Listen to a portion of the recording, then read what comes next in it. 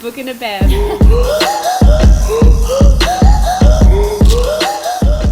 Welcome back, everyone, to another episode of A Book and a Bev. You're here with Georgia, Briony and Ellie, and this week we are covering the Song of Achilles. I hope you're all prepared to cry, because we are. So if you don't know, this book was written by Madeline Miller, and it is about Achilles, believe it or not, and his lover. How are we going to pronounce his name, ladies? Patroclus. Patroclus. There It's you go. like Patrick Lewis, but not. Yeah. That's a good way to remember it. Greek mythology. Eat your heart out. There's love, there's war, there's beautiful queer romance. What more could you want? It's beautiful. It It's is so beautiful. stunning. But what are we drinking tonight? So in the book, they describe a bunch of scents and stuff that Achilles uses, and part of it is there's pomegranate with like oil for like his sore feet, which I know feet, but bear with me. So we've got pomegranate juice Right. with gin. Nice. Of course. Fuck Staple. out. I love that you've got the feet reference in there, though. Yeah. I have got wine again, believe it or not. Surprising. But the gods they give the gods honeyed wine as a gift. So yes, I am a goddess. That's the whole point. Well, I actually have seltzer tonight. And the reason why is because I feel like it kind of just reminds me of how I would image like divine energy to look like, because like Achilles is like a mortal but with like a little bit of extra pizzazz, you know. So like seltzer is like water but like with a little bit of extra, you know. You like taste it and it's like delicious, I like that. a little bit extra, you know. So that's why I feel like this is this, you know. There you go. It's Achilles in a can. I'll Oh yeah, gobble that up. it's his essence. What did we think of the book? God damn, this is like my favorite book by Madeline Miller. Like, you know the name Achilles, and whether that's because you like Greek mythology or like how dear Georgia here, you grew up like fiending over young Brad Pitt. This novel changes the way that you understand Achilles and his story. I love an epic love story, and just like with Night Circus, this book delivers some like incredibly majestic quotes and make you believe in like a deep soul-searing love. By the end of this book, you're a sobbing mess. There's so much about this book that I love. I just feel like it is absolutely, you must read it. Fuck yeah, it is. I completely agree. This was really touching, a beautifully written book. The extent of my Greek mythology knowledge was formed through the limited Australian high school curriculum of the 2000s, aka watching Troy for 3 lessons.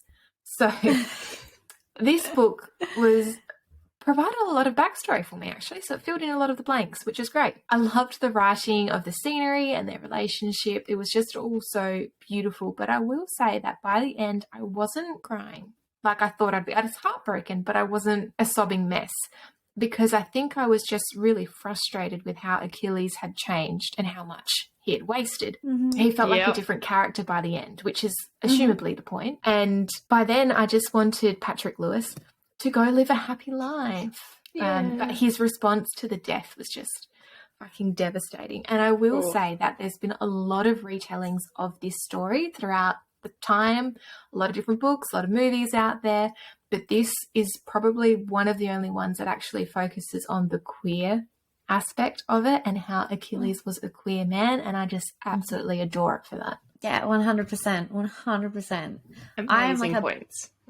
big classical history gal. Like, I have said that from the beginning. I have a lot of classical history books. I studied classical history. I really wanted to be a classical history teacher for a while. Like, I really loved it. I can see you doing that. Ooh, I was going to say Miss Davis, but then that just gets weird.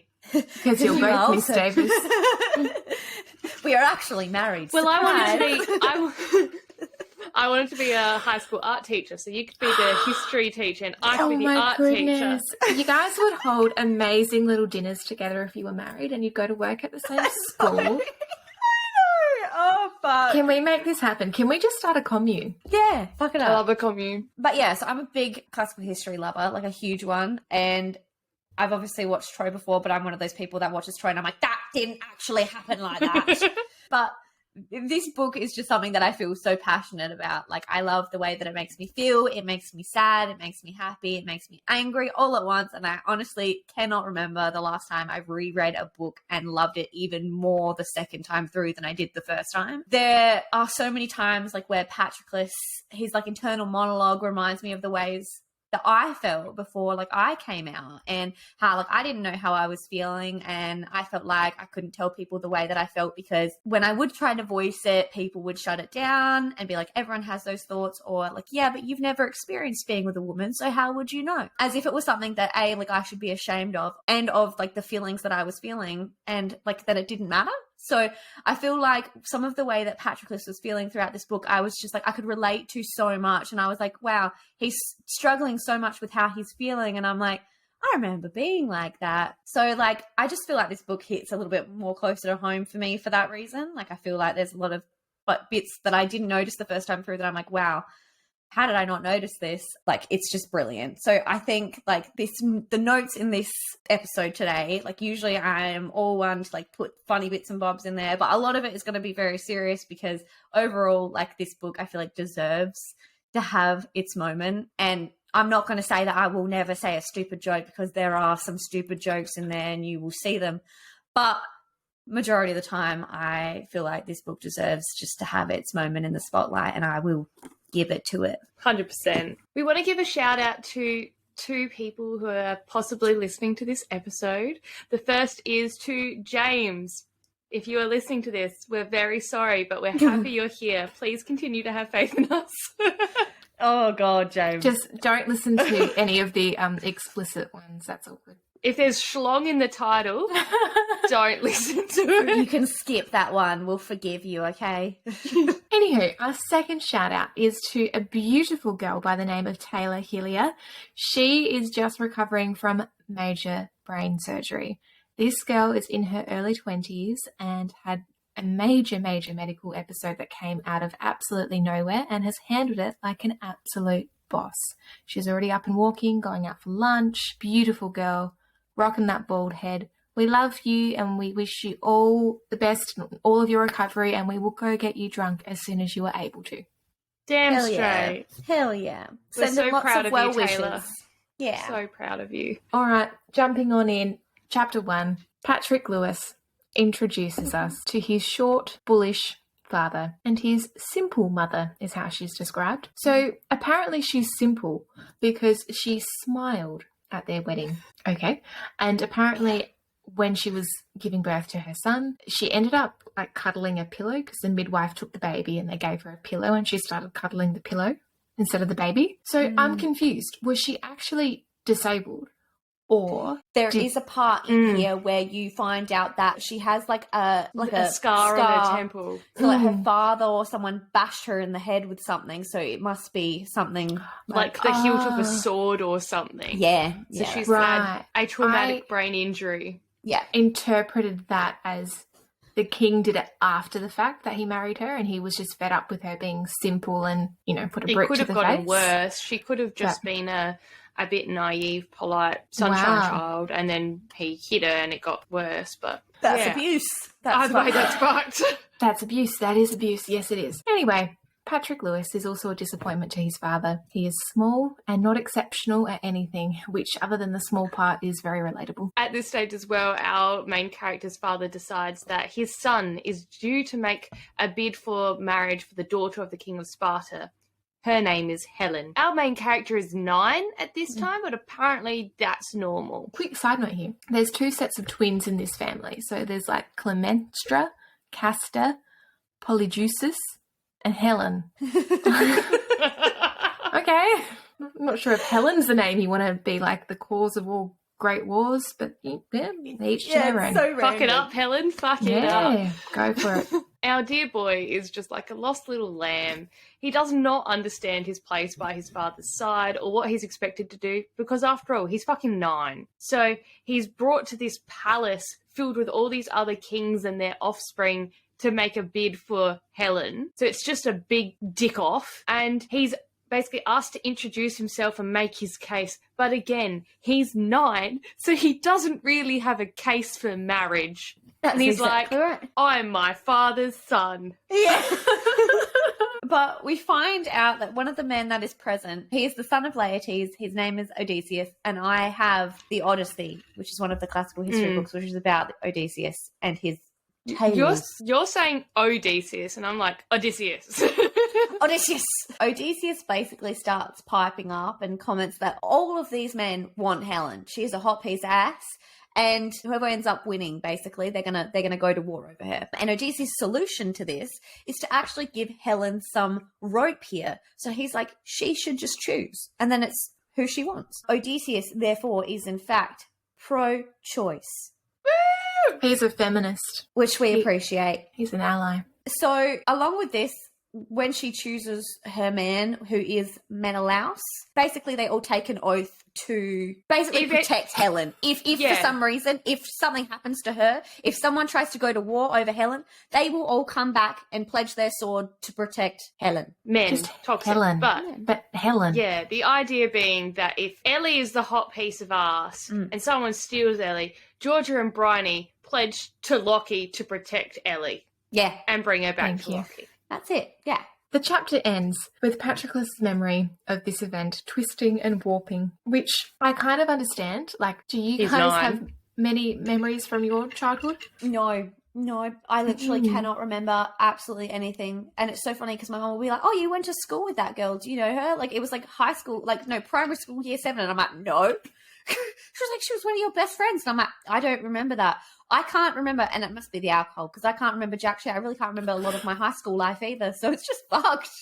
I remember bits and pieces. Not a lot, though, to be honest. It's bitsy from about year 4 to about year 7, and then I get a bit better memory. It's so bizarre to me because my mother-in-law, you could have a conversation with her, and she's like, yeah, so did you hear about that car accident? It was Jack, the son of Neil. You know Neil?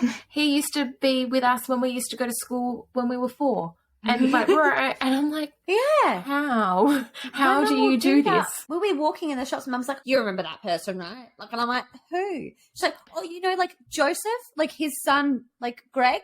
You remember Greg? And I'm like, who the fuck is Greg? I do not remember. Yeah.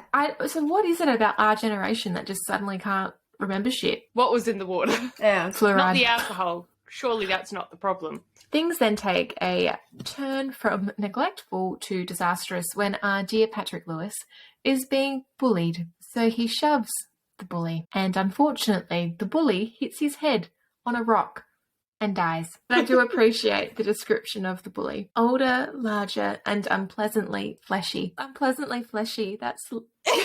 Yeah. So in light of murdering this kid, our dear Patroclus faces death or exile because they might permit a king to burn their fields or rape their daughters as long as payment was made, but you did not touch a man's sons. At the age of 10, Patroclus has no family name and no inheritance and no parents. It's very unfortunate for him. So he is exiled to Pythia and becomes a foster child of Peleus. Peleus was instructed by the gods to rape a sea nymph in order to have a very powerful son. So the goddess/sea nymph's name is Thetis, and she is basically forced to stay with Peleus, who raped her, for a year, and she ends up having one son with him. As soon as her jail sentence is over, because that's what it is, she runs back to the sea and only returns to land to visit her son. So therefore, that makes the little blondie dude, which we didn't actually mention. So Patroclus meets this little young blonde fancy pants runner. Like, they're doing some games at their father's kingdom or whatever. There's this little blonde boy. Yeah, little athletics. And there's this little blonde boy who doesn't look like any of the other boys. All the other boys are like darker skinned. They've got darker hair. And Achilles is just this little tiny blonde Cabbage Patch kid. And he's just running and he's winning all of the... And of course, Patroclus' father is like, that is what a son should be, because that's how you really promote good behavior in your children. Yeah.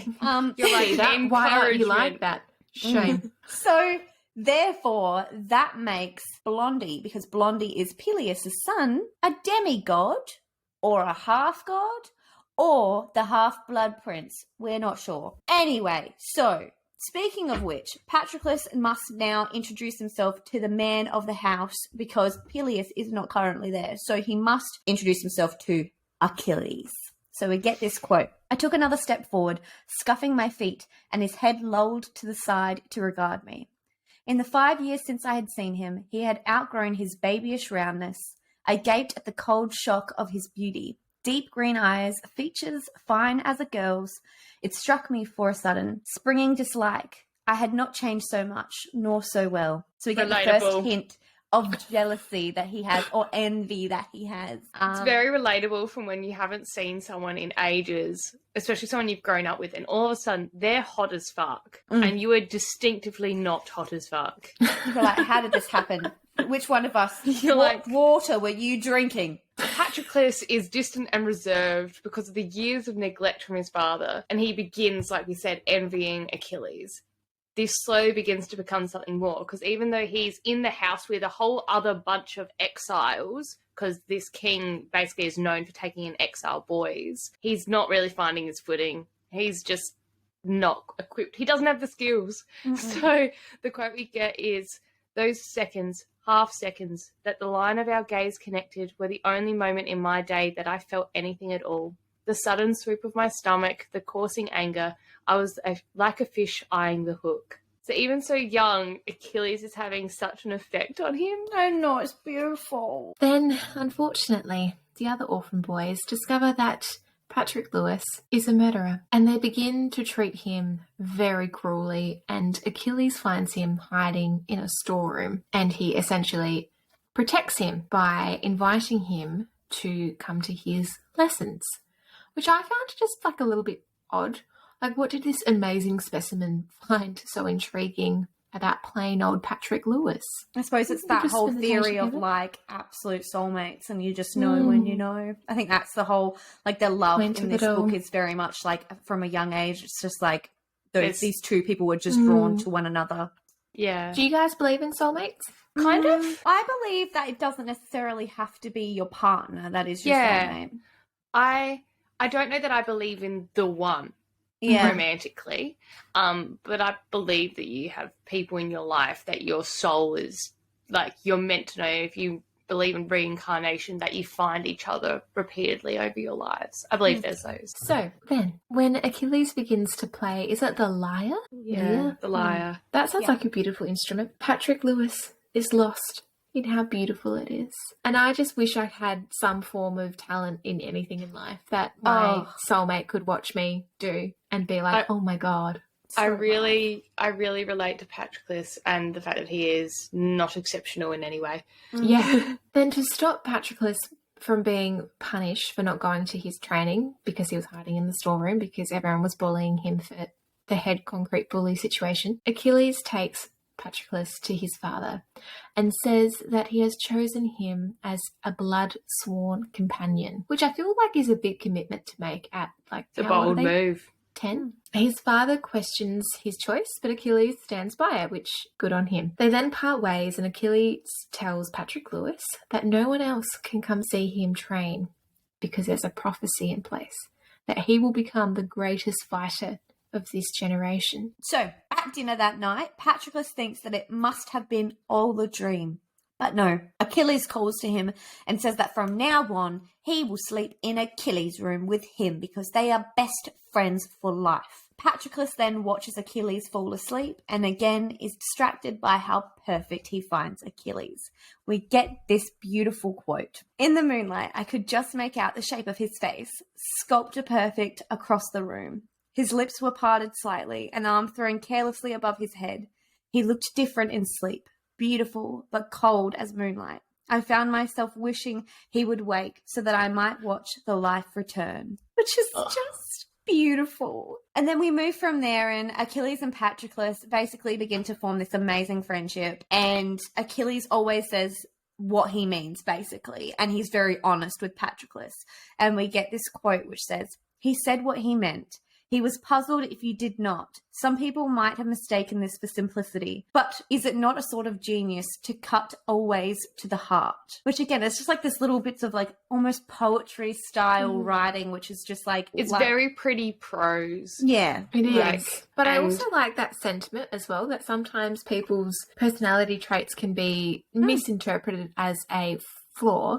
Yeah. But in fact, it's actually something to marvel. Then Achilles takes a surprising step and invites Patroclus in to watch him train. So this is the first time we see Achilles' power manifesting. He's faster than any other man. Something comes over Patroclus and he challenges Achilles to fight him. Just imagine you're watching Are you sure?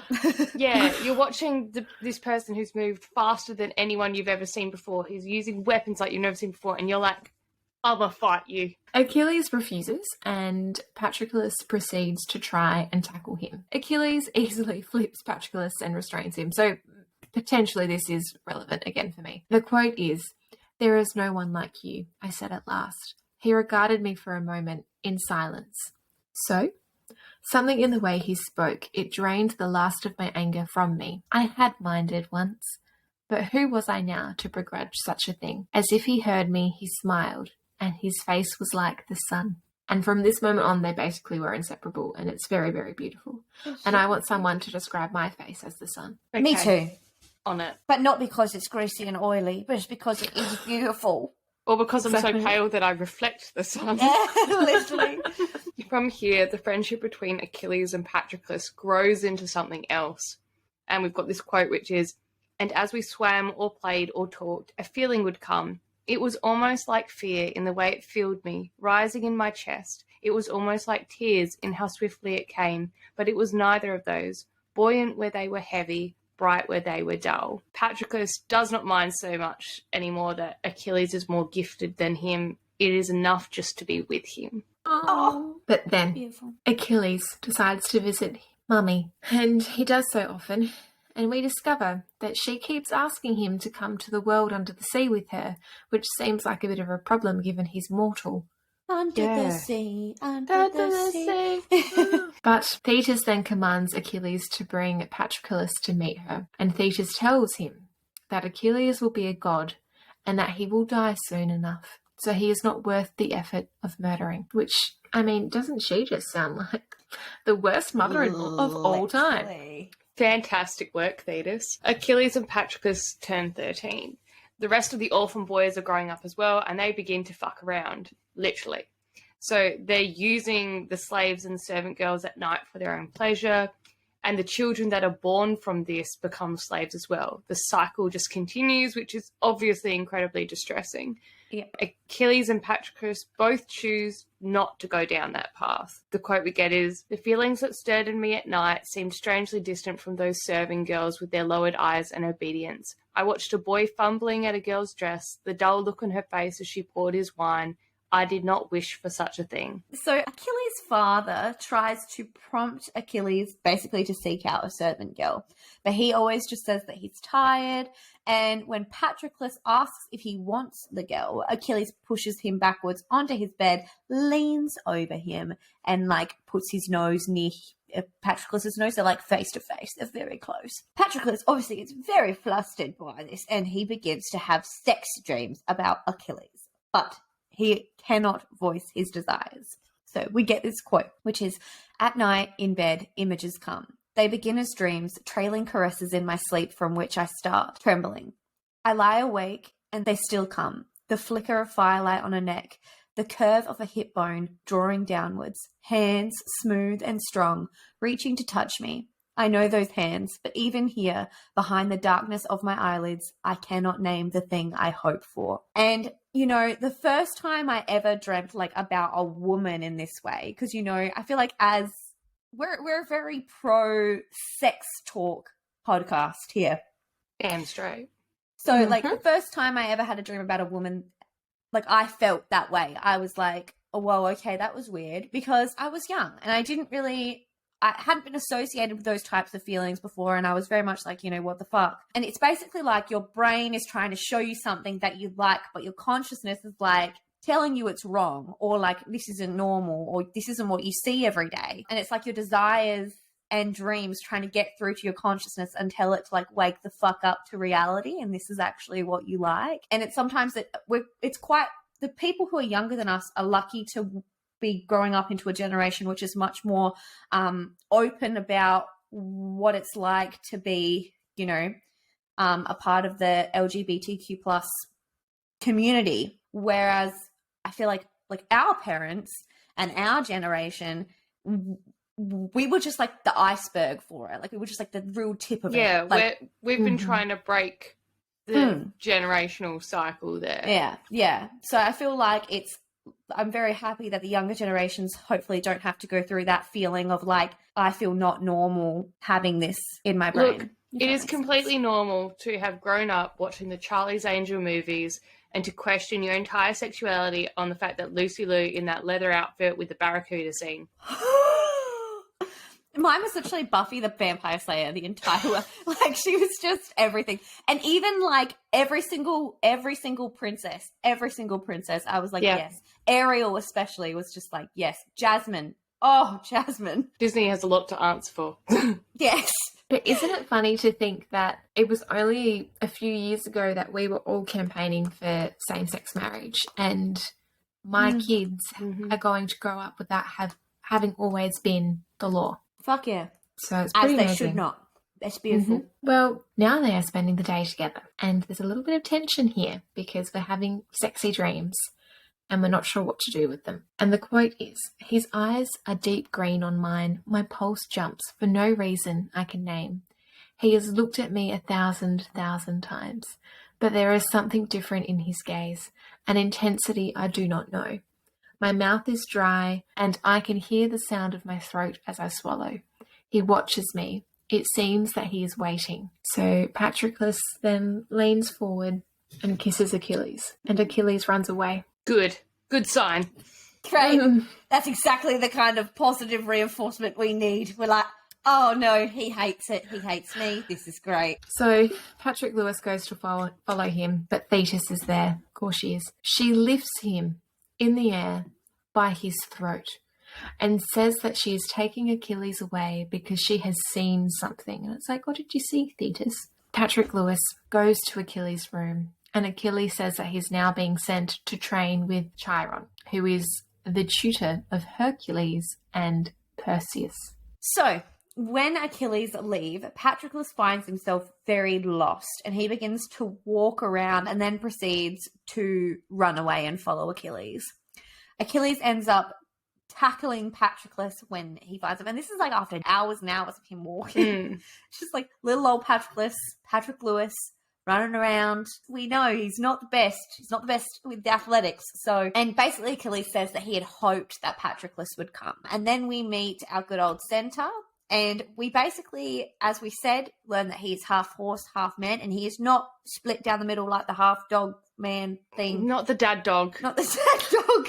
I forgot about that. No, so he's horseman. But they ride him after that, but not in that dirty way. No. Like the horse. They ride his back, not the... Anyway!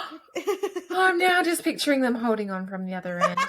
Stop it. Like a monkey bar? Oh my God. So Patroclus is basically told about medicine from Chiron and about surgery, and he says he'd like to know more about it. So that's the first hints we get at Patroclus's medical career. Chiron also agrees to allow Patroclus to remain as Achilles' companion because Thetis was like, fuck that fetus. Get him out. If he follows, yeet him. But no, Patroclus says to Chiron that he doesn't want to cause any trouble though, so he will leave if needed. And Chiron says, "Do not let what you gained this day be so easily lost." I loved him. Yeah. He was beautiful. Their education then begins, and Chiron teaches both boys everything he can, from music to medicine and combat. And I just really loved the imagery in this part of the book. Usually by now, when we're like world building and character developing, I get a bit bored and I want to skip to the drama. But I was really happy about them frolicking in the rose quartz cave with the horseman. Like, I just wanted to stay here.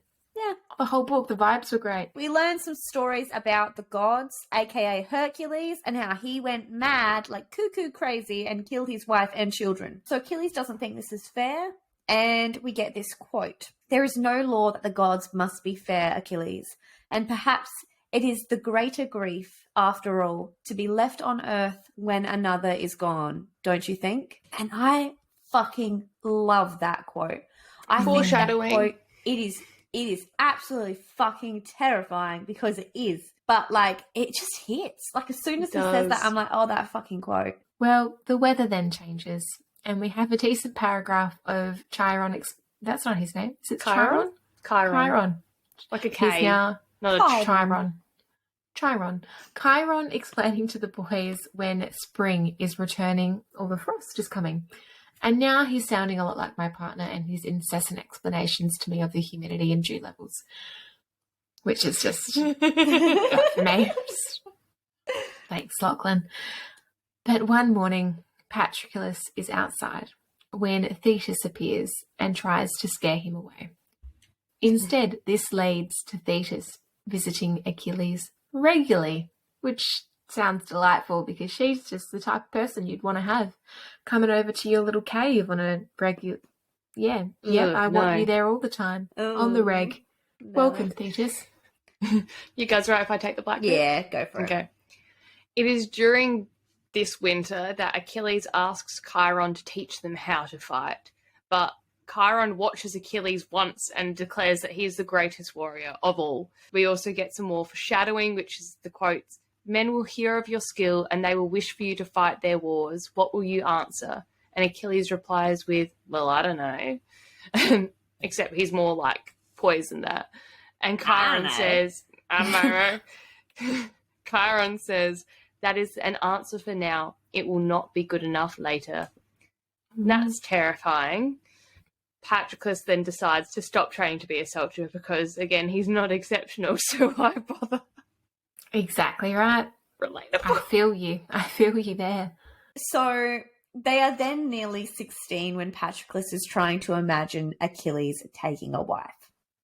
When Patroclus tries to think of a woman like the other boys have described them, he is instead distracted by thoughts of Achilles. And Patroclus basically then disappears in the morning to masturbate. And, like, this is something that I can relate to. I love a morning wank. Love a morning wank. Again, if you are one of our past colleagues listening to this, please tune out right now. We're just going to yeet past everything that we've just said. No, block it out. Redact that. No, keep that the fuck in. That's gold. So, one night after Achilles turns 16, they are talking and Achilles says that his mother cannot see them while they are with Chiron. The tension starts to increase and they get into bed and basically the tension is fucking exploding because Patroclus turns to look at Achilles and Achilles is already staring at him. And, like, at the same time, it's like two stars colliding, like they, like, reach for each other and it begins. This scene is probably one of the most gorgeous love scenes I've ever read. It's just that, like, majestic first love, nervous intimacy, but then there's all this imagery because the cave that they're in has, like, constellations painted on it. So, like, there are stars at Achilles' shoulder. It's so beautiful. And afterwards, Achilles and Patroclus confess that they thought they would never do this, but neither of them regret it. And the quote we get is, "A certainty rose in me, lodged in my throat. I will never leave him. It will be this always for as long as he will let me. If I had words to speak such a thing, I would have, but there were none that seemed big enough for it to hold that swelling truth. As if he had heard me, he reached for my hand. I did not need to look. His fingers were etched into my memory, slender and petal-veined, strong and quick, and never wrong. Patroclus, he said. He was always better with words than I." Like, the fuck, Madeline? That is just... It's so beautiful. Oh, it's gorgeous. And they're 16 and saying this shit. Oh, me at God. 16 was like, I love you. Number 4. Yeah. Yeah. Ever. So the rush of the new romance takes hold and they spend their days stretched out in the sun exploring each other, which, oh my goodness, doesn't that sound beautiful? So beautiful. And we get this epic quote. We were like gods at the dawning of the world, and our joy was so bright we could see nothing else but the other. It's literally on the book. It's so beautiful.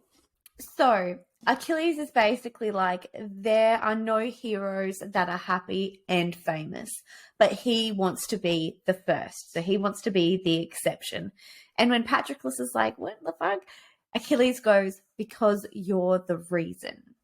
And I'm like, oh, that is so beautiful. Oh. And then Neckman, a messenger, arrives from his father, and he has been summoned to Mycenae, aka to Menelaus and Agamemnon, those two fuckers. That sounds like a Pokemon, sorry. Yeah. Is it a Pokemon? No. Look, realistically, the Pokemon probably based it on Agamemnon. I think Greek mythology came first, but yeah, I think so. So basically, Chiron tells Achilles to consider his position on fighting other men's wars in this moment. So when they get back to Peleus's palace, there is a procession, and even Thetis is just standing there waiting. And I mean, she hasn't been hanging around since she yeeted from the palace after she didn't have to be married to her rapist anymore. So Peleus delivers the news that Helen has been abducted by a prince of Troy, and war is on the horizon. It is at this moment that we remember that pesky little oath that all the suitors made back when Patroclus was 9 to defend Helen from all abductors. And so Patroclus now has to go to war to uphold his oath. Yeah, it's very stressful. The boys are both very stressed when they go to bed. And then we get this beautiful quote, which is, we reached for each other, and I thought of how many nights I had lain awake in this room, loving him in silence. I was just screaming. Like, literally, as soon as this quote started coming out, I'm just screaming. It's just so beautiful, though. It is. Oh, so beautiful. So beautiful. Well, Achilles then ends the chapter by promising that if Patroclus has to go to Troy, then he will go with him. And now I just love him even more. Oh, no. So Patroclus wakes up the next day to find that Thetis has abducted Achilles, because that's one way to deal with your bratty child, is just kidnap him. Yeah, can't go to war if he's gone. We will take him, I will steal him. So basically, Patroclus, after days of being sad, is like, fuck this, I'm going to go get my boy back. And he approaches the king. He's like, tell me where he is, or I swear to you, I'm going to French fry this little freak. So, Marvel quote. Anyway, basically, Peleus ends up telling Patroclus that Thetis has taken Achilles to this place called Skyros. Basically, when Patroclus takes off on his journey to go to Skyros, he ends up running into the princess Deidamia. We're going to call her D for now. I was going to say Dee Dee. Dee, that's her name, Dee Dee. And so basically he has to convince her to tell him where Achilles is. The princess puts on this whole dance number for Patroclus, and one of the girls... Camp fucking rock. It fucking is. It is Camp Rock. Camp Rock. That's how they run out with their veils on. Camp Rock. Yep. Camp Rock. Yeah. So anyway, one of the girls that is dancing is in fact Achilles. Lol. Things take a very dramatic turn. Princess Dee Dee is waiting as Achilles launches himself at Patroclus and declares that he is her husband, because Achilles is still pretending to be a woman. But Dee Dee then outs him and declares that they are married. It's very confusing. Everyone's married to each other. It's very Days of Our Lives. I was literally about to be like, it's some Pride and Prejudice tap shit over here, boy. Like sand through the hourglass. Literally. These are the days of our lives. We do get a quote. Had she really thought I would not know him, I could recognize him by touch alone, by smell. I would know him blind, by the way his breath came and his feet struck the earth. I would know him in death at the end of the world. That's so beautiful. Like, my God. It's just beautiful. Oh, then Thetis appears, and we find out that she has hid Achilles there as a foster daughter so that he would not be sent to go to war, which that's like a little bit of a fucked up game of hide and seek, but okay. She also married Achilles to Princess Didi, and Princess Didi does not want to let Achilles go and declares that she is Pregante. In this moment, my heart just breaks for Patroclus. Yes. Poor Patrick. Patrick obviously is very emotional and distressed by this, so he runs off. And Achilles then confesses that Thetis said if he did what she asked, then Thetis would tell Patroclus where Achilles was. Of course, this didn't happen. At first, Patroclus is angry with Achilles for not thinking that Thetis was a fucking liar, but then he has this whole internal monologue where it's, how could he be so foolish? The angry words pricked in my mouth, but when I tried to speak them, I found I could not. His cheeks were flushed with shame, and the skin beneath his eyes was weary. His trust was a part of him, as much as his hands or his miraculous feet, and despite my hurt, I would not wish to see it gone, to see him as uneasy and fearful as the rest of us, for any price. I love that so much. Oh, God. He just wants him to still be able to have that, like, hopeful, optimistic side where he believes the best and doesn't want him to be... And we see what happens when he becomes bitter, and it's just... I understand that Achilles was manipulated into the situation by his mother, but so was Didi. Like, Didi hopes for Achilles' love and is just fucking bitterly disappointed. Yeah. And Achilles goes so far as to not answer her when she's speaking to him unless Patrick Lewis asks the question on her behalf. This is when I started getting the odd feeling about Achilles. I was like, what are you doing here? Like, it's this is like just rude. Yeah, you're just being a cunt. And, like, don't get me wrong, Didi's fucking weird. Like, she's she's cooked. Weird. She's fucked. But it wasn't her fault either. Like, Well, I don't know. She looked like she was a bit weird. Look, to be fair, if you'd fallen in love with the son of a sea nymph who was pretending to be your foster sister and you were dancing with her like your cousins, things are getting finagled in there. Yeah, true. Yeah. True. Not only that, but at this time when Achilles is not pretending to be the foster sister, he's held in a cell where Thetis then brings DD down and says, now fuck. Yeah, she just stands in the corner. Go. I will watch. And slow clap begins. well done, my son, you're so fast.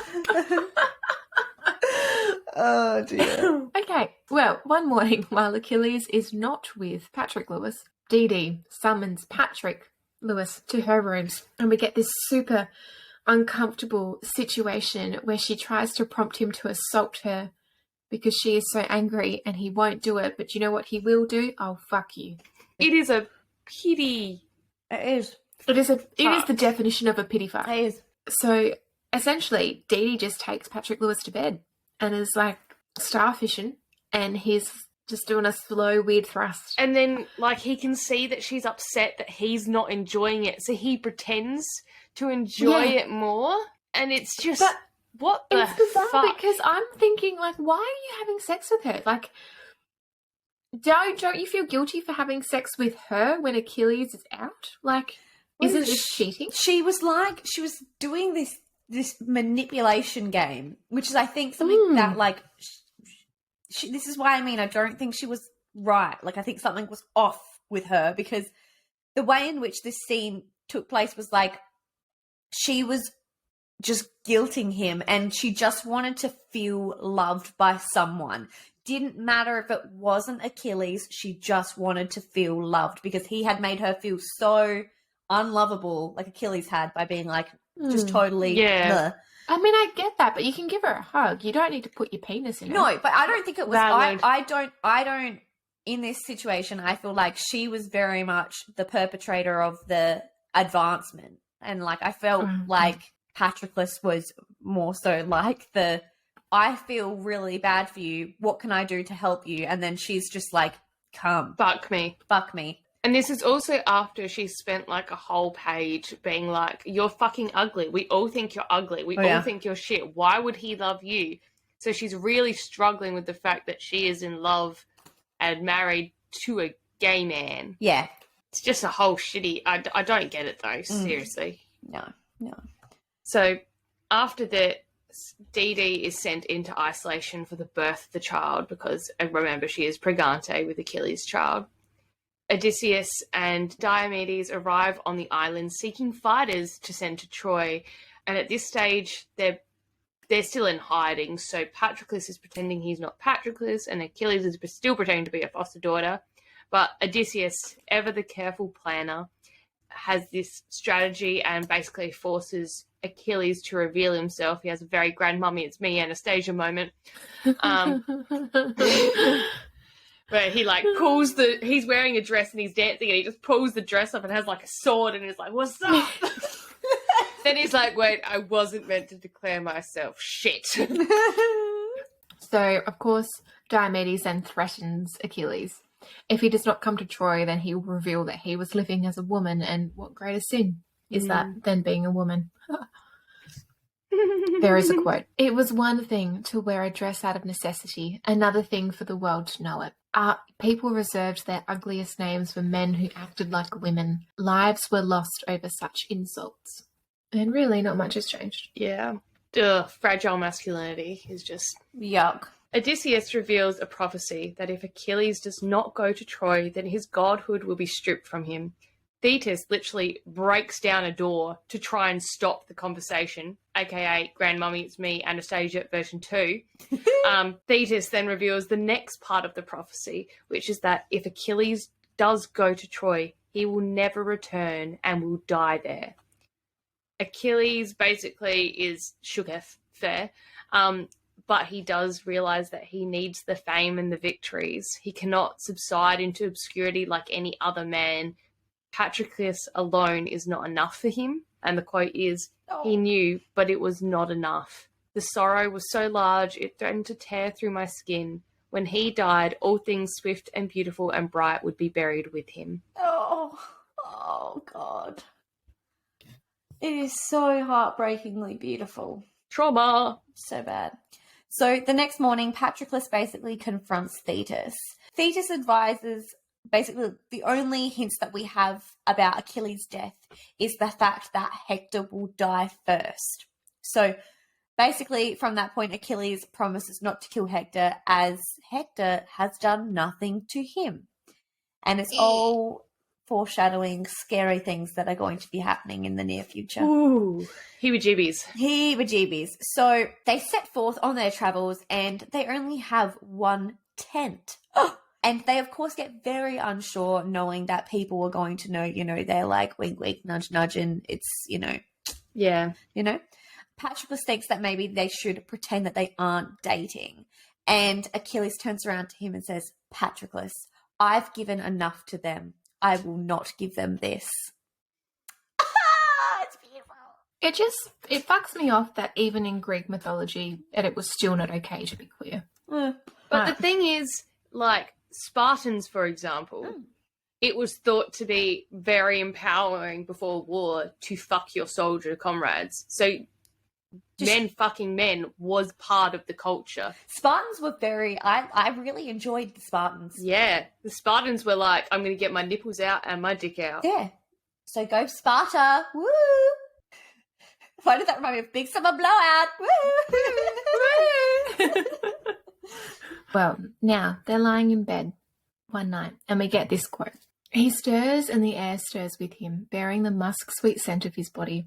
I think this is what I'll miss. I think I will kill myself rather than miss it. I think, how long do we have? And this is so beautiful and heartbreaking, but also just a giant fucking red flag. Yes. Patrick Lewis's entire personality at this point is loving Achilles. And I get that in these mythological times, it was life or death and very flourishy and dramatic. But you should always live by the mantra, a man is not a plan, even if he is a demigod. You just need to go out there and flourish yourself, Patrick Lewis. Just Flourish You can yourself. still flourish yourself. You can still go have a beautiful, soul-enriching love story. But that also needs to be with you as first, Yeah. not just with him. It was very much like Achilles was it for him. And he was like, this is, I guess, that whole thing of like, Patroclus was not enough for Achilles, but Achilles was everything to Patroclus. So, Ooh. Yeah. Ooh. Big. Oh, God. Ooh, Georgia. Oh. Oh, dear. So from here, they arrive back in Pythia to crowds cheering for Achilles. In that moment, everything changes. Achilles quickly becomes something more than what he was before, and Patroclus is just essentially along for the ride. But Achilles always tries to ensure that Patroclus is brought with him, despite Patroclus's best attempts otherwise. So they'll be in the meeting, and he'll be like, Patroclus, what do you think of this map? And Patroclus is just in the corner being like, I'm not built for this life. I am unexceptional. So then Achilles says that he had asked Thetis to protect Patroclus once he dies, and she refused. And the quote we get is, as for the goddess's answer, I did not care. I would have no need of her. I did not plan to live after he was gone. oh dear fucking God. So yeah, he is not a man with a plan. No, he's the man with just simply another man. And that's Yep. it for him. Man, oh man. That's it. And basically now they're leaving to go to Troy to get started in the battle, into the grime and the grit. First off, they arrive in Alice. Aulis, whatever that is. Ulysses. As the crowd is cheering for Achilles, Thetis actually draws his divinity forth, and it basically shocks everyone because all of a sudden he's like glowing and he's bigger and he's shiny and shit. And the quote we get is, as if in answer, the air changed. Bright sunlight broke and poured over Achilles, went rolling down his hair and back and skin, turning him to gold. He seemed suddenly larger, and his tunic, wrinkled from travel, straightened until it shone white and clean as a sail. His hair caught the light like a flamboyant, like a buoyant flame, not a flamboyant flame. A buoyant flame. We're gay, but we're not that gay. Achilles meets Agamemnon and embarrasses him by not pledging himself to serve the king. Instead, he maintains his own command, and that will haunt him. Eek. Not a good start. Yeah. The gods then punish the Greek army and ensure that there's no wind, so they cannot sail to Troy. Tensions build as thousands and thousands of soldiers are stuck on a hot beach with no relief for months. And just imagine the stench of that BO. Literally. Ugh. So finally, Agamemnon calls his daughter to the camp under the guise of pleasing the goddess Artemis and proposing a marriage between like her and one of the kings. Basically, Agamemnon then offers his bride to Achilles, and he is forced to pretend that Didi doesn't exist. Remember Didi? She was Pregante, Yeah. the dancing woman. She was very upset. Was fucked by both of the men. Yeah. Anyway, And not in a there's for the night type way. no, not if no. Or a Credence way either. Actually. No. We've had a couple of books with that. So I wanted to read my specific notes for this moment because I wanted you guys to feel what I was feeling because I actually forgot about this, what happens here. And so, as most of you know, when I do my notes when I'm reading, I actually will speak into my phone as I'm reading. And these are my notes. So it's Achilles looks to Patroclus, who agrees, and we know that the girl will only be there for the night. So it's all gravy, baby. And then the next paragraph is, everything is not all gravy, baby. I repeat, everything is not all gravy, baby. When she arrives, it's all a trick. Agamemnon decides to yeet his daughter from the chat in a human sacrifice in front of everyone. What the fuck? Yeah. Just imagine me being like, oh my God, it is not all gravy, baby. It is not, in fact. No, it is not. There is no gravy. There is no gravy for the baby. Yes. So basically, her name is what the fuck? Her name is Okay. Iphigenia? Iphigenia. Iphigenia? It's like Virginia, but If I, not. Virginia. It's like Virginia, but iffy. Virginia. True. So her name is Iphigenia. Sure. And when she arrives, she is like brimming with excitement. She's like, "Woo, I get to marry the hot god boy." But like Agamemnon's acting weird, as we know, because he decides to literally yeet his daughter from the chat. Fetus, that old fetus. Yeah. And not fetus. And she's not that... That fetus is not that old. She's not even 14 yet. She's still a child. She is a child. And basically, human sacrifice is not looked upon fondly, and the men are basically like they start to turn. They're like, absolutely not, mate. You're fucked up. But then there's a breeze from the ocean, and the men magically forget about the young woman. She's died. She's dead. She's dead.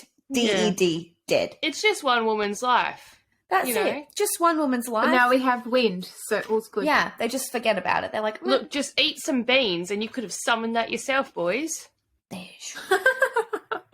Where's that masculinity now? I can't row a boat. Yeah. Mm. Just gaslight them into it. What do you mean? God. I know this guy in Troy. He could definitely row this boat there. Oh, you can't? Like, no, It's that's okay, sweetie, if you're not there yet. Yeah, that's okay. Okay. Like, I can always like see if maybe like I could call him. Like, I'm sure he could actually bring like, I'm pretty sure like the whole army. I'm pretty sure they could all actually do it too. Like, it's alright if you can't. You can sit back with us ladies if you like. It's okay. Yeah. Helen doesn't really need you over there. Yeah. anyway. I mean, I'm sure she's fine. Yeah. Yeah, she's having a And her great name's time. She's with Helen. Orlando Bloom. She's having the time of her fucking life. Literally. Anyways.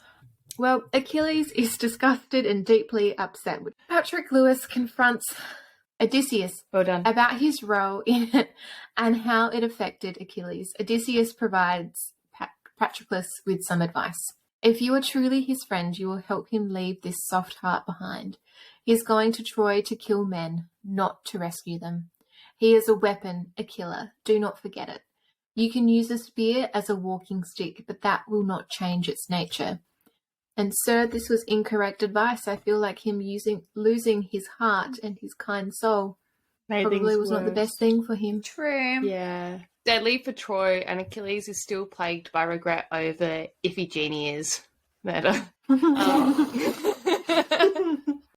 It's just an unfortunate So name. unfortunate. But so is Agamemnon, so... There's so much. They arrive at Troy to find the Trojans are waiting for them. Hector rides in a chariot amongst the lines. Achilles makes a Cassian-esque throw with a spear, like crossing a distance that no one else could make, and it strikes down the first soldier to die in the Trojan War. From here, Achilles begins to take lives and actively fight in the war. Patroclus waits in the tent for him when he goes, just chilling. Achilles is so skilled that no one can even get close enough to him to touch him. Achilles is like really giddy about the violence and like being able to actually test his skill in battle. Like he's kind of happy about it to kind of, this is what he was born to do. And Patroclus fights to remember his promise to forgive Achilles for the violence he commits. And the quotes we get for this is, I listened to every word, imagining it was a story only, as if it were dark figures on an urn he spoke of instead of men. And I learned to sleep through the day so that I would not be tired when he returned. He always needed to talk then, to tell me down to the last detail about the faces and the wounds and the movements of men. And I wanted to be able to listen, to digest the bloody images, to paint them flat and unremarkable on the vase of posterity, to release him from it and make him Achilles again. That's so beautiful. I feel really conflicted in this because you feel angry at how easy the fighting is for Achilles and how he's so triumphant in the face of all this bloodshed. But it's, like we said, it's also literally his God-given purpose. He doesn't kill anyone unarmed, if that's any justification, but not really. No, yeah. And all the while, Patroclus's internal monologue often notes that the cruelty and stupidity that is the masculinity in this time period, and like you want him to fight for change, but he's also powerless to do so. He's only empowered like at Achilles' side in the position of power that being at his side gives him. He knows his time with the love of his life is also short and means to make the most of it, and I can't blame him for that. The whole situation is just uncomfortable. Yep, that was a beautiful way to put it. Yeah. The raiding continues, and yet Troy does not open its gates, which is what they sort of assumed it would do. It would be like, oh, quick, let's help all of our people. But in reality, Troy's a little bit like, where instead of helping their people, they're like, hang on, would you guys like to celebrate World Chocolate Day? Here you go. Oh, wow. Yeah, look, it's sort of like, here, let's just not address the serious issue at hand and just put a little Band-Aid on it. But off you go, nothing's wrong. Anyway, once the raiding kicks off, the distribution of the spoils starts to come in. And it brings a different dynamic to the war camps, aka women. Women who were not murdered during the raids are kidnapped and taken back to the soldiers. And this one girl gets presented to the group of men. And Patroclus says, this is wrong. And he asks Achilles to claim her before Agamemnon does, which he allows, and they end up taking the girl with them. And I'm like, thank you. Yes. You've done us all a service, because can you imagine, I've just witnessed my entire family be murdered, and now I'm off to go have sex with the men that did it. Yeah, I've been kidnapped by the murderers, and now I'm assuming that you're going to become a sex slave to those men. Yep. Sick. Yay. And obviously, like, she's scared they're going to rape her, or even worse. And Patroclus is basically trying to explain to her, even though she can't necessarily speak his language very well, that he isn't going to do that. And so she can't understand. So he tells her by grabbing Achilles by the front of his shirt, pulling him towards him and kissing him, and then turning around to her and being like, do you understand? Yay. And she understands. And, like, I just thought that scene was really beautiful, because it just was like, it was just sweet. Like, it was just one of those moments where he was like trying to be like, I'm not going to hurt you. I love this man. I love him, not you. Yeah. I'm not going to do to you your worst fear. Yeah. Although I can picture Georgia in that moment being like, oh, you two? And And me. and me? Three? Literally me. Into Georgia go round.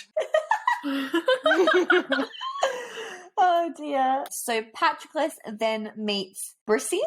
Briseis. That makes more sense. I was like, who the fuck is this? Briseis.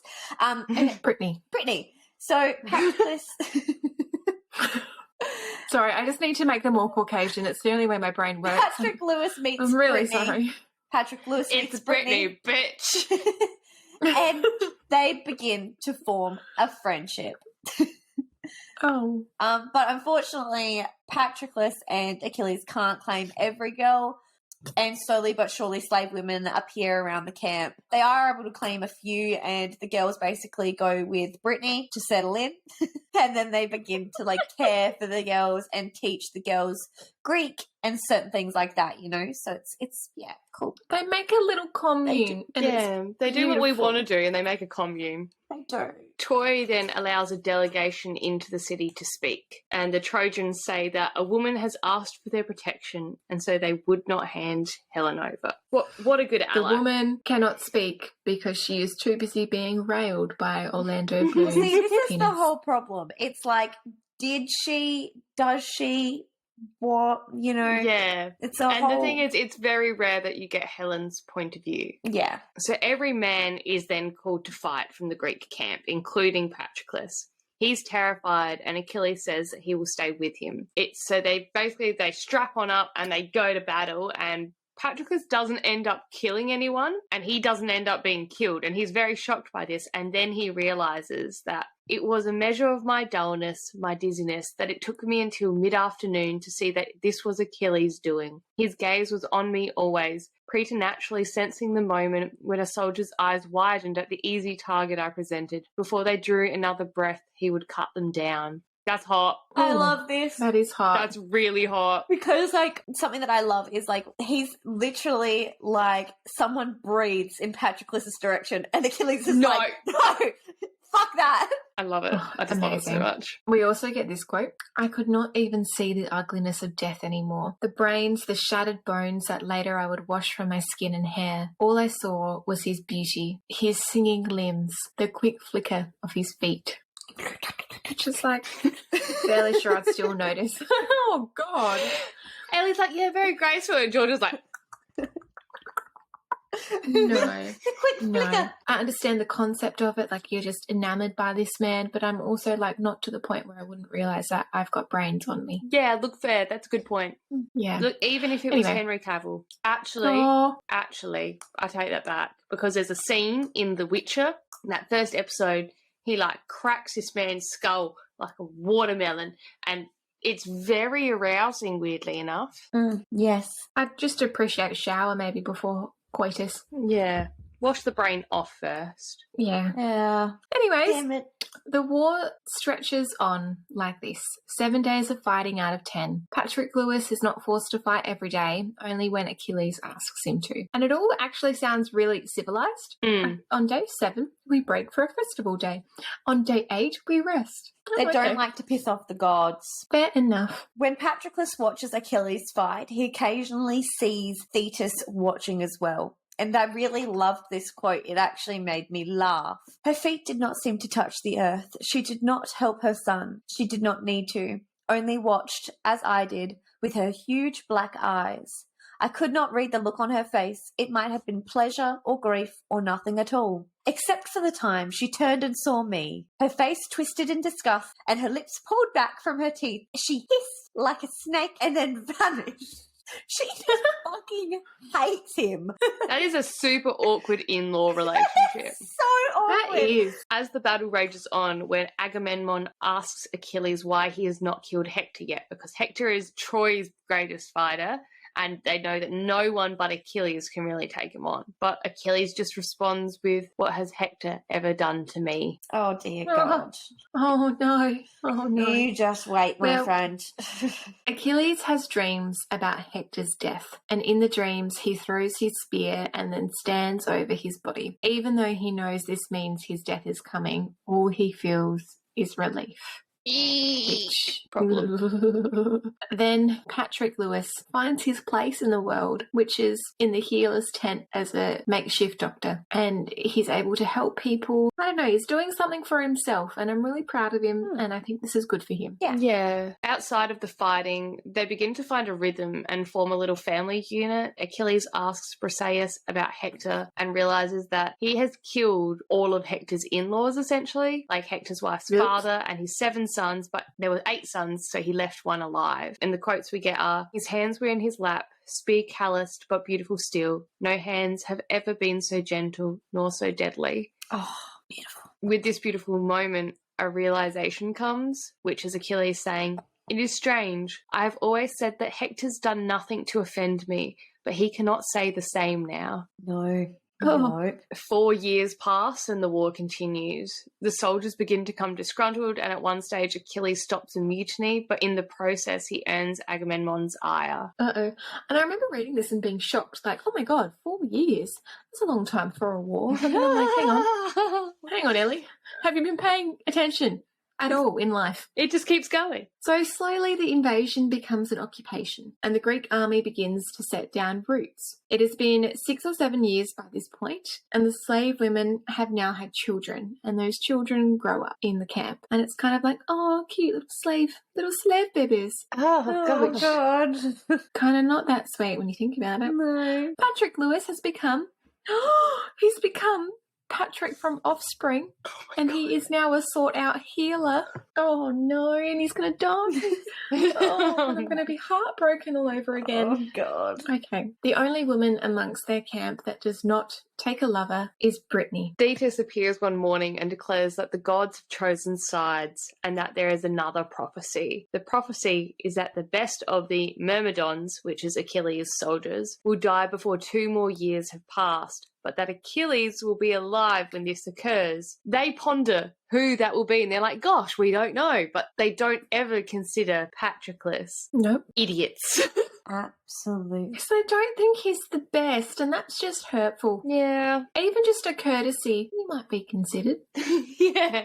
I think you're the best. Oh, thanks, love. Thank you, baby, but let's talk about the real soldiers. That's all it needed to be. Yeah. But no. One day, our girl B and Patroclus are out foraging when she decides to kiss Patroclus. Patroclus basically handles her heart with care, and we get this quote which is, "If I ever wished to take a wife, it would be you." Basically, Patroclus realizes that our girl B pictured a future with him, like a child, a family, a home. He asks Achilles about this, and Achilles reminds him that he does have a son, and his son's name is Neapolitan ice cream. I thought you were actually going to start saying it like so confidently. Actually, I've been practicing this one all week. Well, it's Neapolitamus, but nah. Neapolitan ice cream. So his name is Neapolitamus, which means new war. Ice cream. He's nicknamed Pyrrhus? Pyrrhus. Pyrrhus? Pyrrhus. Pyrrhus. Prius? Prius. His body doesn't like Priuses. Which just makes sense because this kid is well fucked. Yeah. Oh my god, he's a right little cunt. Yeah, so this is literally like, I already don't like him. We're going to call Fuck it him up. Neapolitan ice cream. Look, Achilles realizes that Briseis wants to have a child with Patroclus. And, like, he's trying to keep his cool and support Patroclus's decisions. Either way, he's like, yeah, like, do you want to have children with her? Because if you do, I would completely understand. But, like, obviously, internally, he is freaking the fuck out. He's like, no. Yeah, and this reminds me of every time when I tell my partner that I support his decision for a mohawk, even though I hate it. No. Oh. So it's 9 years into war now. One day there is a girl called Chryseis on the dais for Stage. distribution. She is a priest's daughter, and everyone's like, look, you should probably be careful with that. But Agamemnon is like, nah, fuck that, and claims her before Achilles can. A month later, her father comes to get her, and he is the high priest of the god Apollo. He demands his daughter back. Agamemnon is a daft cunt and says no. That is correct. The priest is like, well, don't say I didn't fucking warn you.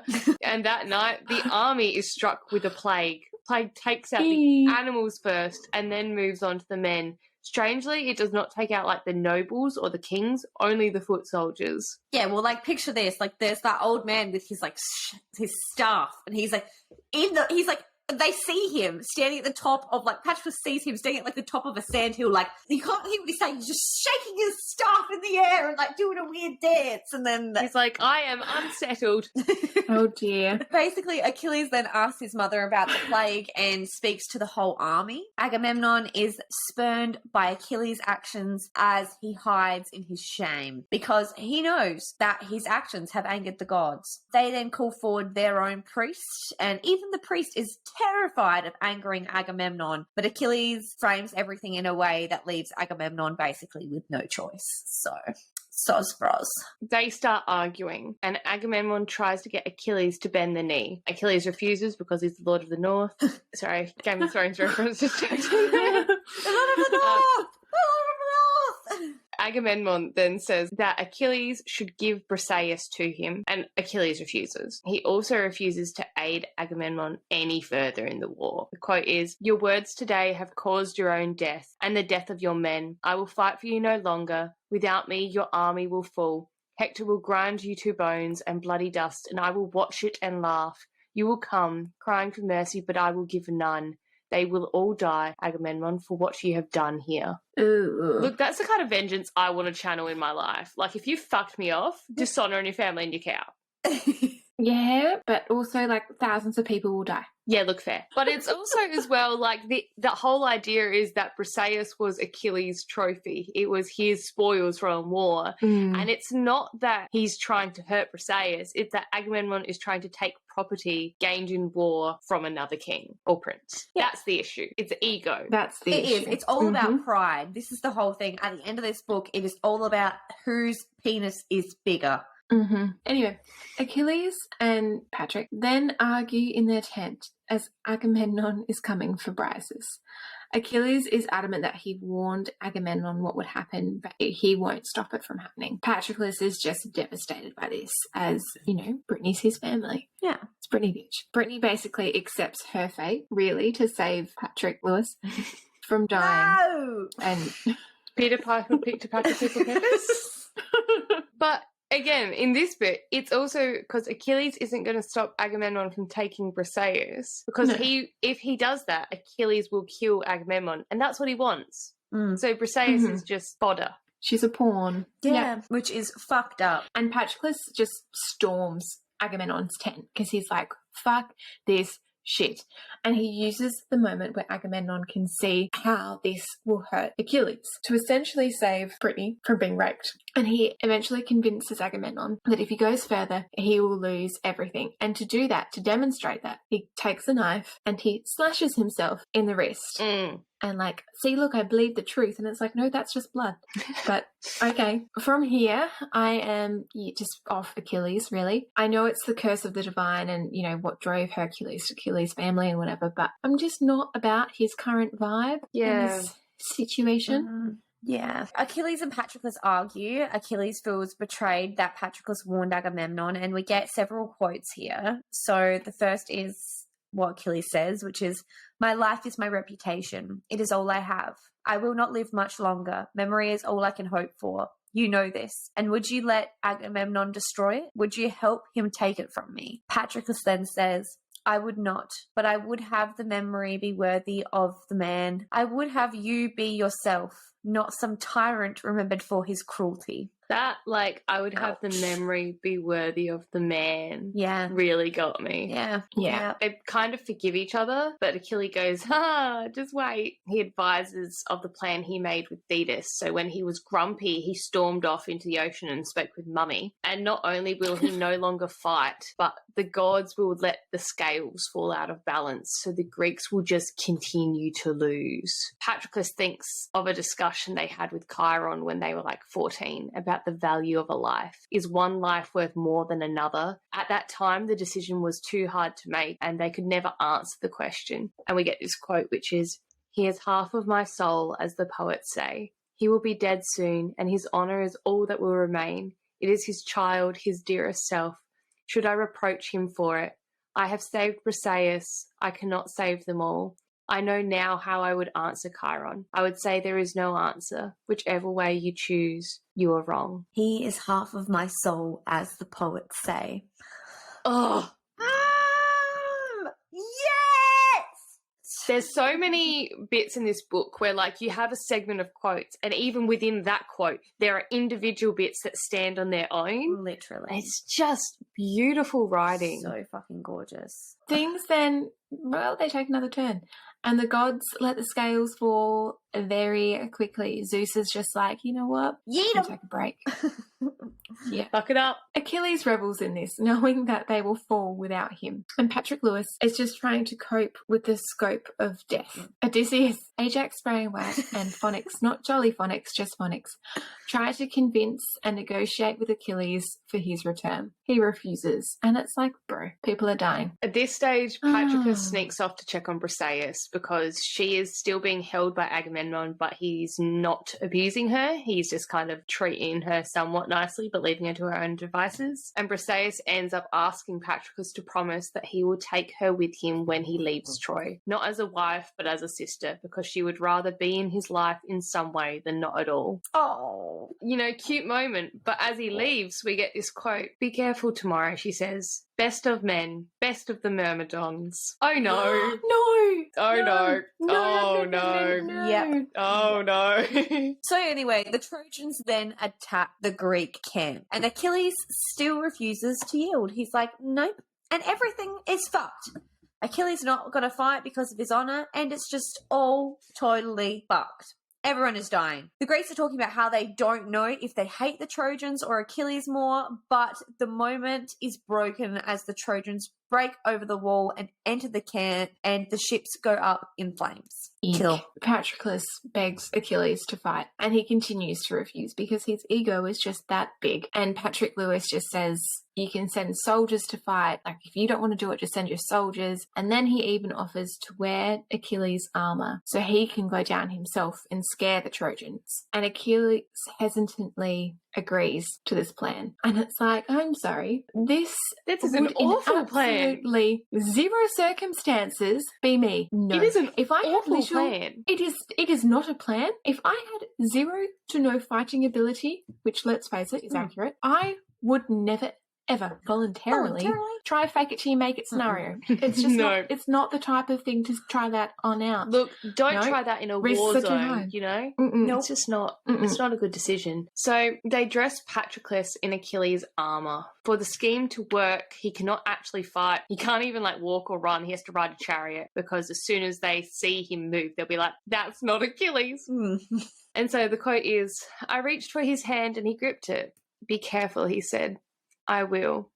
There was more to say, but for once we did not say it. There would be other times for speaking. Tonight and tomorrow and all the days after that. Oh, fuck. No. So, the Greeks rally to Patroclus, aka pretending to be Achilles. In the heat of the battle, Patroclus commands Automedon, their chariot driver, to steer the chariot to follow the men into battle. The tide's turning and he's like getting high on the adrenaline that's of it. exactly what's happening. By sheer luck, really, Patroclus kills a son of Zeus in battle. Then, because Patroclus is so high from the battle, he literally decides to try and fucking climb the walls of Troy. And then the literal god Apollo yeets him off the wall. And he tries again. And the god is like, didn't you get the hint the fucking first time? Bye. Did you hear like the description of Apollo? He has like giant black eyes just staring over the edge of the wheel. Like, and like, listen, children, this is why you don't get high and try to conquer a foreign nation. Yeah, literally. Because the god of the sun will fuck you up and throw you off a wall. Don't do drugs, my friends.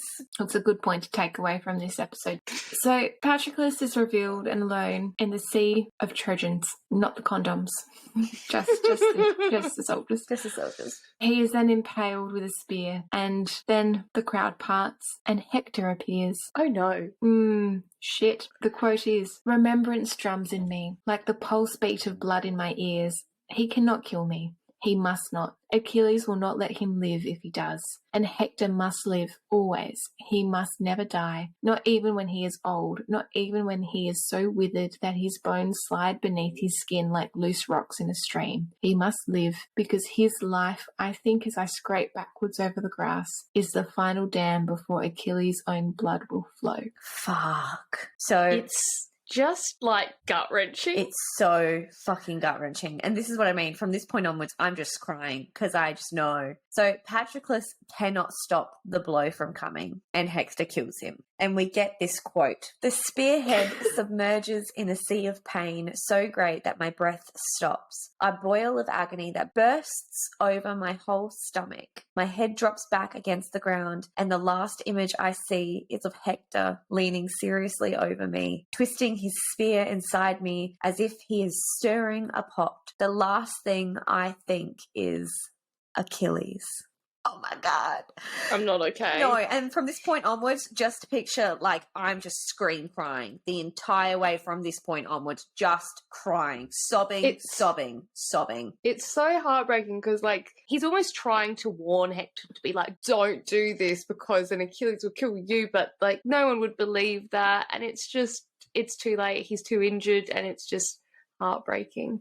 And here we go. So we're now in Achilles' point of view. Achilles is watching the battle from a distance and sees the cluster of men at the walls of Troy that looks like they're fighting over a body, but he doesn't know what has happened. He's numb, but he thinks that Patroclus will tell him when he gets back. Then the men carry Patroclus's body back to Achilles. He falls on the body. The knowledge rushes up in him, choking off breath. A scream comes tearing its way out, and then another and another. He seizes his hair in his hands and yanks it from his head. Golden strands fall on the bloody corpse. Patroclus, he says. Patroclus, Patroclus.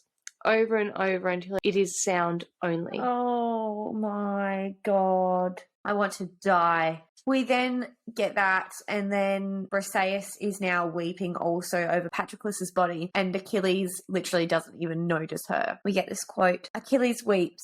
He cradles me and will not eat nor speak a word other than my name. I see his face as if through water, as a fish sees the sun. His tears fall, but I cannot wipe them away. This is my element now, the half-life of the unburied spirit. Briseis basically then screams at Achilles about how this is all his fault, and she says that she hopes that Hector kills him, and Achilles basically is like, do you not think I hope the same? And then Agamemnon and the camp speak with Achilles, and ask him if he will fight. He says that he will, and we get this quote. I was sorry to hear of Patroclus' death. He fought bravely today. Did you hear he killed Sarpedon?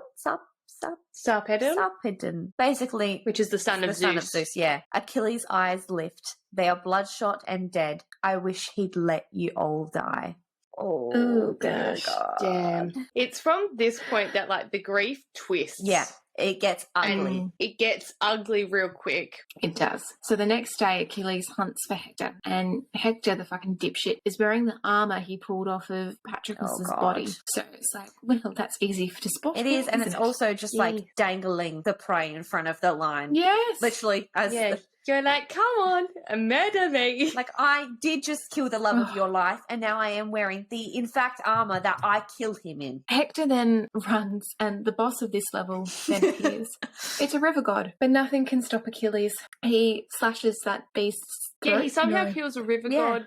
The logistics are muddled. But that's okay. Hector then asks Achilles to give his body back to his family once he is dead. And Achilles responds, there are no bargains between lions and men. I will kill you and eat you raw. And then he kills Hector. Damn, Achilles. Just fuck it up, man. But basically from this point onwards, Achilles is not doing okay. He's not okay. He's dragging Hector's body all around like a fucking dog on a leash. And everyone is just like, dude. Whoa. Whoa. It's kind of smelly. Like, are you all right? And apparently Apollo, understandably, is not happy about this. Thetis then comes to speak with him and tell him to stop being a baby, basically. But Achilles can't cope with the loss of Patroclus. King Priam comes to visit Achilles and begs for his son's body so that he can bury him. Achilles, after speaking with him and telling him of Patroclus, who he refers to as his most beloved, scream cries, accepts and gives Hector's body back to the king of Troy. And then after this, he finally burns Patroclus' body. Because keep in mind, this whole time, Patroclus' like mutilated corpse has just been chilling in the bed, in the tent, in the hot, stinking, muggy tent. Just the corpse festering. Yeah, that's going to have some level of decomposition on it. Who's going to have flies? Yeah. And so he finally decides, I think after like having the chat, that it's time to burn Patroclus' body. And I believe everyone is being like, that's probably for the best. Mate. Like, good decisions, good decisions. We accept your decision. And he turns around and says to the Greeks, when I am dead, I charge you to mingle our ashes and bury us together. Oh, God. So basically, after this point in time, more and more champions from Troy try to kill Achilles. He fights and wins, but he longs for death. He just wants to be reunited with Patroclus. So inside the walls of Troy, Apollo basically schemes and blesses an arrow shot by Paris. And this is what finally kills Achilles. I did find it super interesting that in this story, that arrow does not hit his heel. No, I know, right? Yeah. Like it just takes him to do you know where that comes from? No, tell us, darling. The legend is his mother grabbed him by the heel and dipped him into the river, blessed by the gods, which is how he became godlike. She was holding his heel, so it became Achilles' heel. Oh, wow. So Achilles dies, and his son, Neapolitan Ice Cream, aka Prius, appears to take Achilles' place in the war. This motherfucker is 12. And he is well fucked in the head. Fucked. Because he was raised by the gods and fetus, but not by humans. No. And so he is 12-year-old going on abomination. Prius refuses to allow Achilles and Patroclus to be buried together. He's super salty about like the hierarchy and is like, why would this lesser person be buried with my father? And it's like, well, you never met your father and he abandoned you because he was not into your mum. I think you are the lesser person here, Prius. Briseis is dragged before Prius, and just when we think that the 12-year-old is about to sexually assault her, she tries to kill him. She does not succeed, and she's running away, but her life ends when she is swimming away, attempting to flee, and Prius throws a spear at her. I just picture Ellie starfish in the middle of the sea, just trying to get away. Just running. You're like, Briseis, stop. You're not zigzagging. Briseis, zigzag. Zigzag. This way and then this way. Oh, dear. Well, the prophecy ends up holding true, and Troy falls. Oh. Prius is so fucked that at 12, he kills the king of Troy and Hector's infant son. Like, literally, he bashes the baby's head on the wall. Like a basketball. He literally just grabs it, just throws it against him. He's just like, goodbye. He's like, yeetus, fetus. Yeah, And then he just- did. Yep. In he honor just of taught him my that one. grandmother, yeetus, fetus. Oh no. For fetus. For fetus. Full fetus. Oh, fuck, we're going It's getting to Very comfy. We're going to unfortunate. fucking hell. We are. It's all good. It's fine. We're all there together. So he takes Hector's beloved wife, the Queen, and the Princess of Troy as his prisoners, because why not? And they are dragged behind him wherever he goes, like little weird pets. So bad. Yeah, look, what's the bet he's unvaccinated? Just Probably, highly likely. Anyway, he ends up sacrificing the princess in honour of Achilles, which we all know how that would have made Achilles feel. Odysseus then tries to convince Prius to honour Achilles' wish by burying him with Peter Patroclus. But unfortunately, Odysseus fails and Prius is like, nah, get fucked. And at this stage, like, Patroclus is still kind of hanging around as a ghost because he's not he's not buried and he's not at peace. So the Greeks leave Troy and Patroclus's ghost stays at Achilles' tomb. Thetis visits and Patroclus just goes off at her. You said that Chiron ruined him. You are a goddess and cold and know nothing. You are the one who ruined him. Look at how he will be remembered now. Killing Hector, killing Troilus, for things he did cruelly in his grief. This part fucking gets me too because I hate this fucking bitch. Like the entire book, I'm like, what happened to you was fucked, but the way that you are is now fucked. So Thetis confesses that Prius was killed and that he stole Agamemnon's wife and ravished her. And so he dead. At like what, 13? Yep, something fucked up like that. Jesus. So Patroclus basically speaks to her in so much hatred. He is so mad. He says that Achilles should be remembered for his greatness. She then asks to hear his memories of her son, and he indulges her. And we get this quote, which is, "The memories come and come. She listens, staring into the grain of the stone. We are all there, goddess and mortal, and the boy who was both." It's very beautiful. Yeah. And then to end the book, after all her hatred, she then just basically is like, it is done. And then she leaves. She just yeets herself out. And we find out that she has actually marked the tomb with both Achilles and Patroclus's name. So Patroclus can now go and be with Achilles in the afterlife.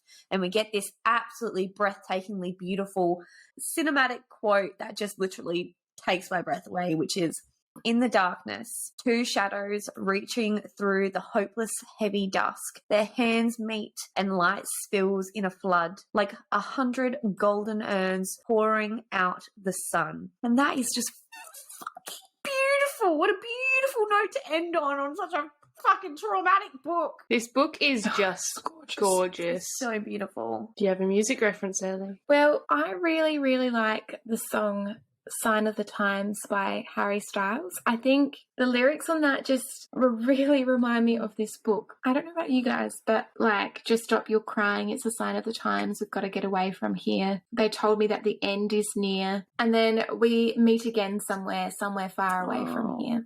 No. Oh, fuck it up. So, for a little bit of a turn, Georgia really took the lead on the fucking...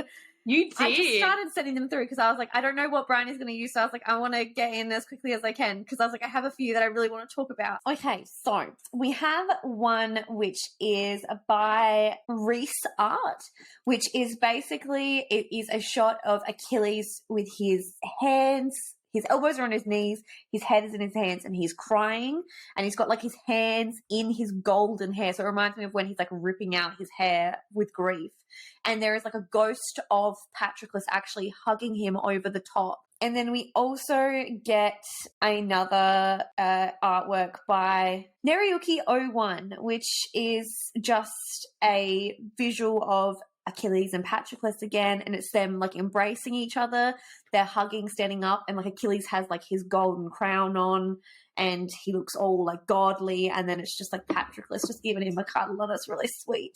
I like his Yeah, bum. big cute little butt crack going on there. Shit. Patroclus is popping that He's booty. popping that booty. He is. He is. And then the next one is by Elena Art, which is I love that one. yeah, which is just like a beautiful moment where Patroclus and Achilles are about to meet, like they're about to kiss. It's beautiful. Yeah. So very sweet. I love it. And then we get another one by Blue Cornflower XX, which is Achilles is like throwing a spear with like tears running down his face, and there's Patroclus's ghost behind him also crying. FYI, the Blue Cornflower is not the artist. Oh. They've shared it. The artist is not on Instagram. They have a Tumblr and a Twitter. So on Tumblr, they are loser numero uno, and on Twitter, they are Potassi Sassy. Potassi Sassy. Yes. I love that. Potassi Sassy, shout out to you because that is fucking gorgeous and it literally breaks my fucking heart. Oh, this next one you've got. God. So this next one is the one that's- that I found in my searches and I loved it so much. So this is actually a photo. So it is two separate photos that have been edited into one. The person is Amalia. Ismailia. Yeah, look, ISAMIAELLA.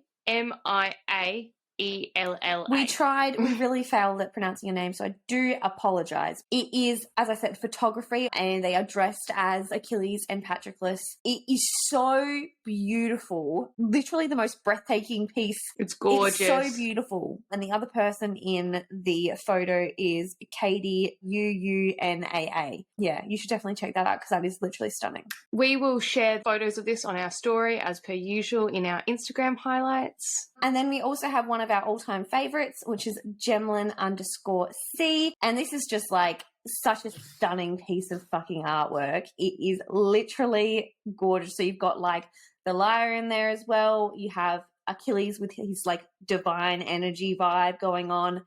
And then Patroclus being like they're just looking at each other. So beautiful. I love it. We love Gemlin. Yeah, Gemlin knows their work. Literally. And just because I wanted to have one contribution, Georgia was really carrying the team this week. In the last week or so, we've had a new addition to the fan art. Rosie Thorns 88 has put out a piece, and it is Patroclus and Achilles reaching for each other. I think it's actually when they're in the afterlife. At the end of the book, reaching for each other is gorgeous. I just love Rosie Thorns 88. So stunning. It's beautiful. There's another cute little bum moment. So yeah, we love the booties.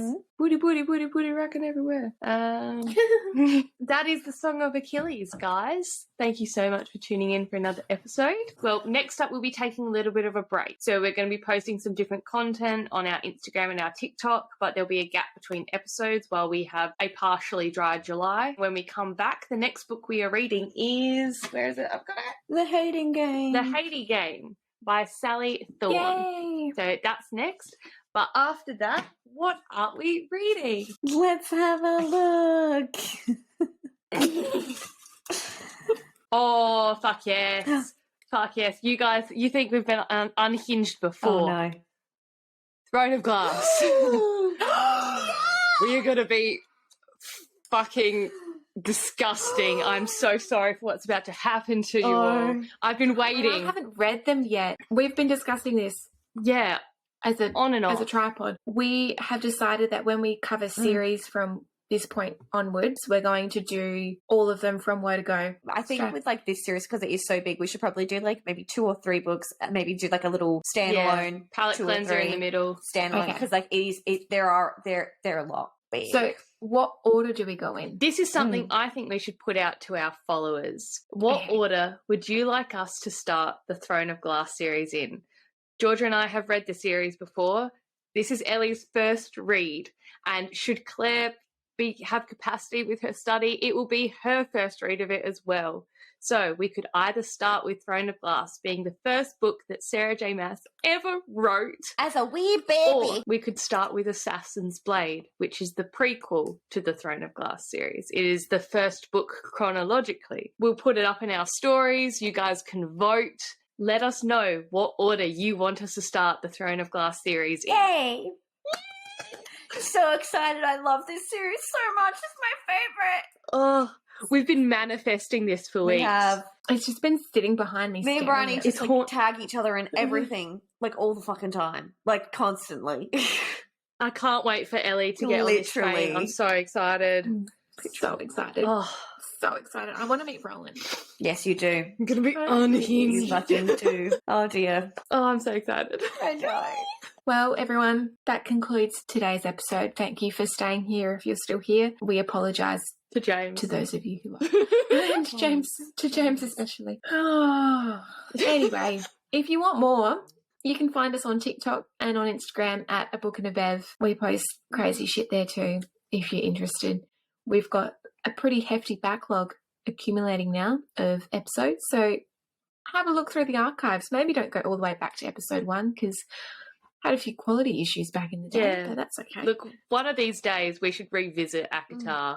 Well, yeah, we probably should. I just live there. I never leave the Sarah J. Maas Never. universe. But yes, in the meantime, please feel free to contact us with any book recommendations, any comments, commentary. Please like, review, and subscribe, and we will see you all next week. No, we won't. No, we won't see you next week because we're having a break, remember?